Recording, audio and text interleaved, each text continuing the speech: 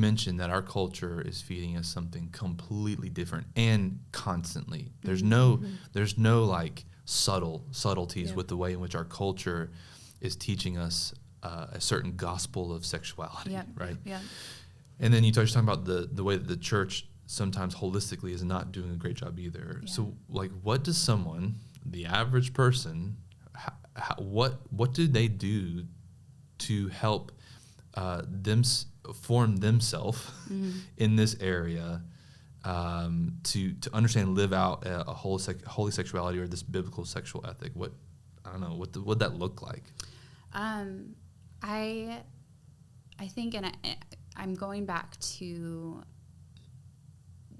the lust, the issue of lust, and this idea of like we're looking at another person, another image bearer, as an object for our satisfaction, versus seeing them as a person and seeing them with dignity. And I think that is a great place to start with pursuing a biblical sexual ethic, because not everybody's married, not everybody is practicing sexual intimacy, but everybody is engaging with other people, and everybody is engaging in our culture that is, putting these images in front of us and shouting these lies to us of this is what it's meant to be. This is an object for your gratification. Put your needs first.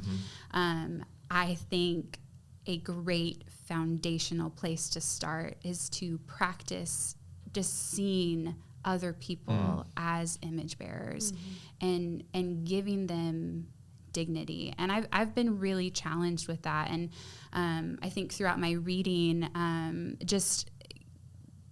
the reality is we're going to be hit with these pornographic images of sex. That's just our culture, and it's heartbreaking, but it's the reality of the times we're living in.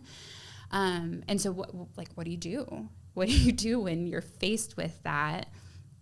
And I think that practice of really fighting to see another person as an image bearer of God, and to really fight to see them through like the eyes of Jesus. And I think that softens the way we interact with people. Like it's just a very like practical, kind of step that you can take where, you're in the checkout line at the grocery store and, you're able to see the person, not just what they're doing for you, the job that they're doing for you, but you can see them as a person.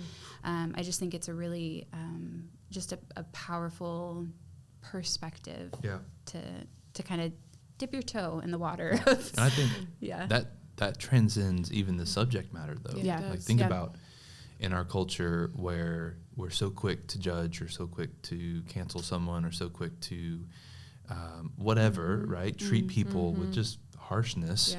And that practice, you talk about the foundational practice of seeing them as a image bearer, that like they are created in the image of God and therefore have an inherent dignity and value because of that, and only because of that, right? That if that was our posture, it would change how we interacted with people, not just in a sexual sense, but even in just an everyday, like you said, going to the grocery store and it would change our influence with people. It would. And that's what's crazy about this, theology of the body, biblical sexual ethic. That's hard to say. I need to come up with a better. But it's holistic. Like it's not this like compartmentalized subject matter that like if you're married are you going to really engage with this. Like it starts and it impacts and spreads into all of your faith and all of your life and all of your relationships. And so that's what, like, when I stumbled upon this teaching, I was like, oh man, like this is powerful, not just for me and who's been married for almost 10 years, but for, the teenager. Like this is what I needed when I was in high school to offer a compelling alternative to what culture was feeding me at the time.